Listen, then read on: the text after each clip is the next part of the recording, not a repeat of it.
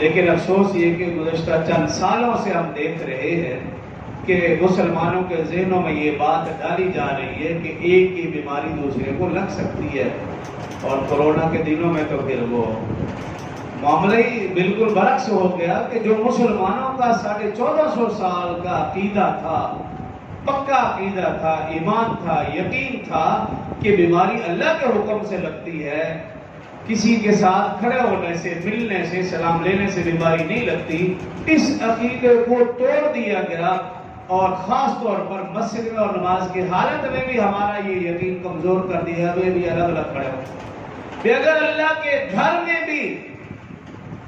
بیماری ایک دوسرے کے ساتھ کھڑے ہونے سے لگ سکتی ہے تو پھر اس سے کمزور عقیدہ اور کیا ہوگا انسان۔